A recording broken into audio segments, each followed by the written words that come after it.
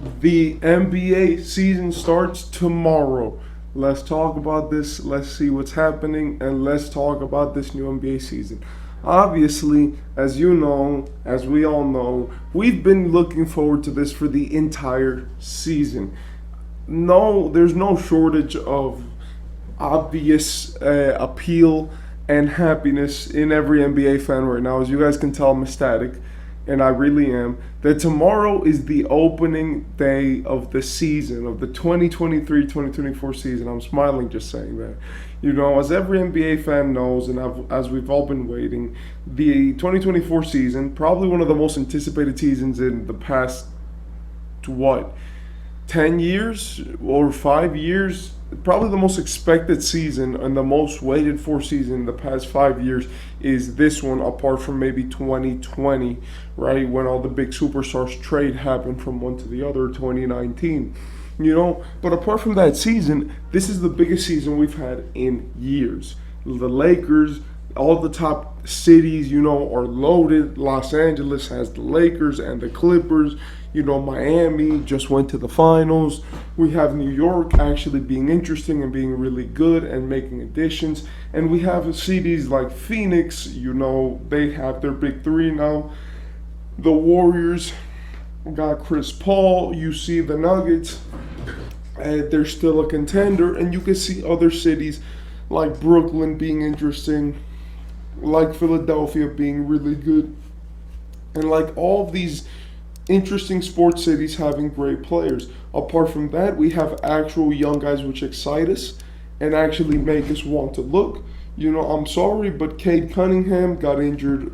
You know, in his first season, he was disappointing. In his second season, you know, he was good, but then he got injured very quickly, which made us wanting more, right? Paulo was amazing, but he was on the Magic, and let's face it, who is looking at, like I was looking at some Magic games just to see Paulo, but 90% of the people are not going to be looking at Magic games, right, just to see Paulo. Like, Paulo needs to be in a bigger franchise, right? And also the things with Paulo is that he spent half the season basically looking for his style, right? And then finally, now this year, right, we have Wembanyama. This is it. Like, I'm sorry, but rookies matter in the NBA. Like, the NBA was much better when LeBron was young than when you have these new rookies, which know what. Like, this draft class, people are excited. I'm excited. Wembanyama's here, Scoot is here, Brandon Miller's here, and even though Brandon Miller's not that exciting, you know, we could look at him as a potential guy who could get much better. The Thompson twins are here, Cam Whitmore is here, and I'm excited.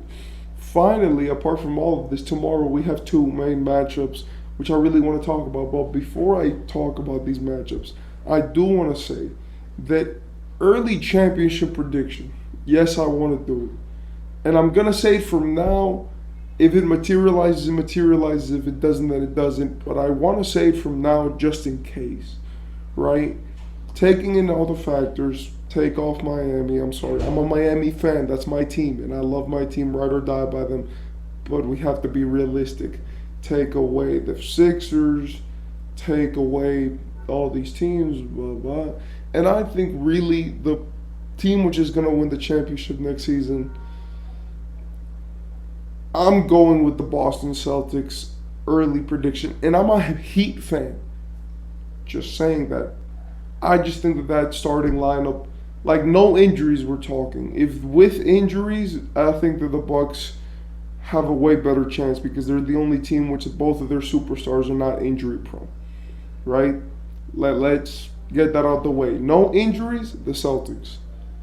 Injuries, the Bucks, because the Bucks are extremely resilient.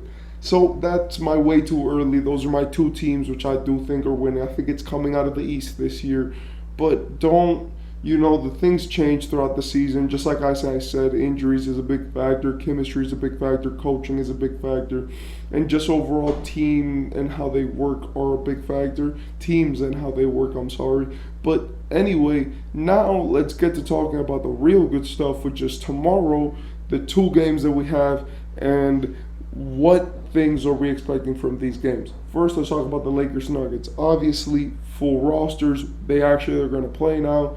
We have the Lakers, which their starting lineup is weird. It changes, but we're just going to take point guard, D'Angelo Russell, shooting guard, Austin Reeves, small forward, LeBron James, power forward, right? I don't know if we're going to have Anthony Davis be the power forward, but he looks to have been playing center. But let's just say Anthony Davis power forward. No. Torian Prince power forward and, Anthony Davis center, right? That's what it's looking to be, or maybe run Braun at the 4, or they're going to run like a guy like Jackson Hayes or Christian Wood at center, and make it make sense, or Jared Vanderbilt. But basically, those guards and that wing tandem, and obviously AD is set.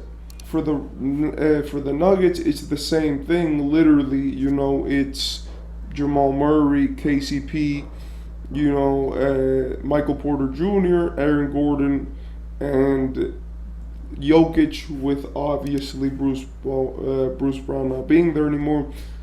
I still do have the Lakers winning this game. I believe that the Nuggets don't care about the first game. I think Jamal Murray cares, but I don't think Jokic cares that much. And I don't say it because of his personality. I just say because they're a team which looks to just, play. And let's face it, with how they've gone that offseason with all the drinking and all the partying and the championship and whatever, I think they're going to need some more time to get back up. And if we're being honest, there's nothing wrong with that. They've just enjoyed their offseason probably more than the other teams. And I think the Lakers mentally are just way more prepared to play that first game. They really want it. With that being said, this is a rematch from the conference finals, and the Nuggets smoked the Lakers in the conference finals, and these two teams have beef this year. So maybe the Nuggets are just going to turn it up to 1,000 because it's the Lakers, and then we'll see a blowout from the Nuggets, like in similar fashion to what happened last year. I'm just putting my early money on the Lakers because I do think that they're going to be way more well prepared, and this year they can actually have a lot of centers to, throw at Jokic, especially since that first game is very competitive. The second game, Golden State versus the Suns, I believe that this is one of the most interesting games that we have in the year. We see the Suns and the Warriors, KD, Stephen Curry, also that the CP3 was in the Suns. That is a big connection, obviously. And also, we could see that Bradley Beal is there, and obviously Bradley Beal's never been in the Western Conference, so him just being, faced up against the Warriors is also pretty interesting.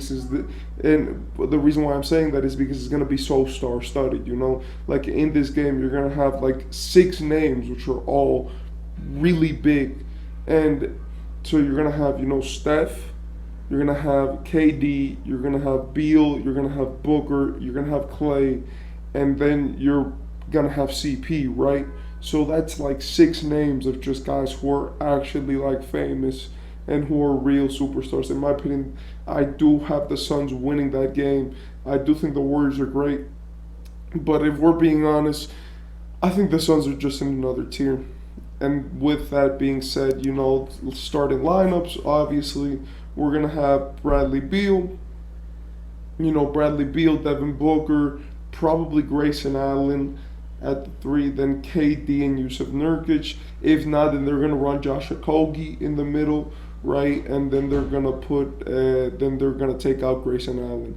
And for the Golden State Warriors, obviously, we all know the Steph, Clay, right, Dre, and then they're probably going to run Wiggins and Kuminga, right? If not, then that's probably their lineup. Dre is probably going to be at the 4 or the center, if we're being 1,000% honest. And with this NBA first day, I do want to say that it's very exciting. There is a lot to see from these two games. The Lakers versus Nuggets conference finals repeat, one of the most exciting games. And honestly, when we get to see this opening day, we just get to see, that these two teams are going to really hate each other, and they're going to be able to come at each other's necks, with the ferocious tone in basketball.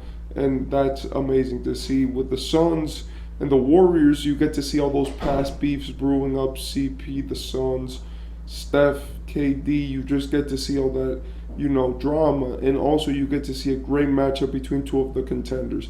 I do want to point out that it's all Western Conference for the first day, which is interesting. But if we're being 1,000% honest, we're just here to enjoy the games because they're going to be amazing.